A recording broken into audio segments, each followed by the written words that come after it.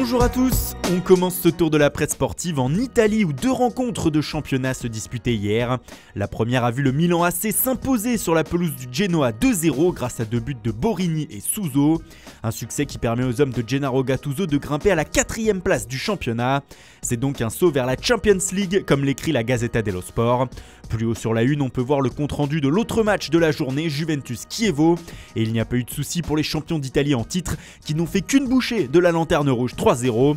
C'était la fête pour la Juve comme l'écrit le quotidien, sauf pour Cristiano Ronaldo qui a loupé un penalty et qui ne s'est donc pas diverti. Même louange pour le Corriere dello Sport qui indique que si la vieille dame continue à ce rythme, elle va exploser la barre des 100 points en fin de saison. Tuttosport aussi revient sur la rencontre et se satisfait du record obtenu par la Juve de 18 victoires en 20 journées. Aucun club n'avait réussi une telle performance auparavant. Le quotidien indique aussi que les Turinois se sont assurés une nouvelle recrue pour 2020 avec l'accord donné par le défenseur argentin du Genoa, Cristian Romero. Ce jeune joueur de 20 ans va donc venir encore garnir l'effectif colossal de la Juve. Et en parlant transfert, le journal nous apprend aussi sur sa première page que l'attaquant du Paris Saint-Germain, Ressé, pourrait avoir enfin une porte de sortie. Elle mènerait au Torino qui aurait bougé sur le dossier. Tuttosport indique que c'est le moment pour les Turinois, le PSG voulant se débarrasser de l'Espagnol. Hier soir également, grosse surprise du côté du FC Barcelone. Comme le montre Mundo Deportivo, ça y est, c'est officiel, les Blaugrana ont trouvé leur attaquant. Il s'agit de Kevin Prince Boateng qui arrive de Sassuolo. Le Ghanéen de 31 ans arrive en prêt pour 6 mois avec une option d'achat de 8 millions d'euros à la clé. On peut aussi lire sur la une que la situation de Adrien Rabiot a évolué du côté du PSG. Le bras de fer se durcit puisque le Français a saisi la commission juridique de la LFP afin de protester contre sa mise à l'écart de l'équipe première par ses dirigeants. Un nouvel épisode en faveur du Barça donc.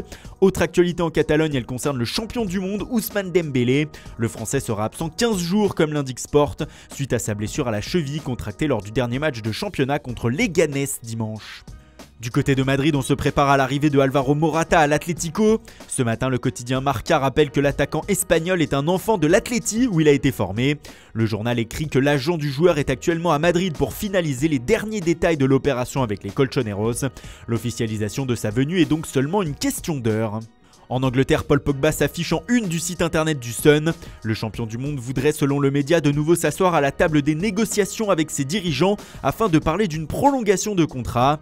Alors que lors de la première partie de saison, il était proche d'un départ à cause de ses mauvaises relations avec José Mourinho, l'auteur du 3e but français en finale de la Coupe du Monde aurait finalement changé d'avis.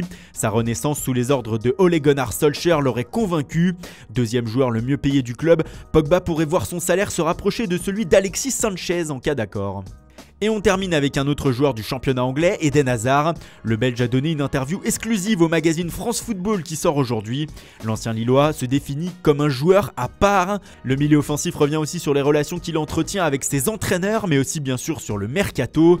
Deux sujets qui font causer dans la presse européenne.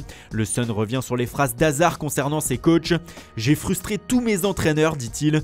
Mourinho, Conte et maintenant Sarri. Ils pensent tous que je dois faire plus. » Concernant son mercato, l'interprétation n'est pas la même en Angleterre et en Espagne. Le Daily Star écrit que le Belge a laissé entendre qu'il pourrait rester.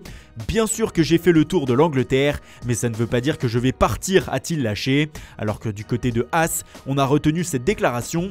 Aller à Madrid, pourquoi pas? Vous posez la question, mais vous savez très bien la réponse, alors il ne faut pas poser la question. Bref, on n'y voit pas plus clair et le suspense reste entier.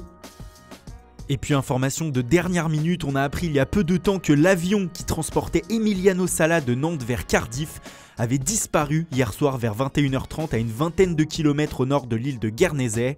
Une information qui a été confirmée par des sources policières à l'AFP. La police de l'île britannique a aussi indiqué qu'un petit avion transportant 2 personnes avait disparu hier soir et que des recherches avaient commencé pour le retrouver la nuit dernière. Cependant, celles-ci ont été interrompues vers 2h cette nuit et ont repris ce matin. Rappelons que Salah était hier à Nantes pour dire au revoir à ses coéquipiers avant de rejoindre son nouveau club. Voilà, c'est tout pour ce matin. Merci pour votre fidélité, bonne journée à tous et rendez-vous dès ce soir pour un nouveau journal du Mercato.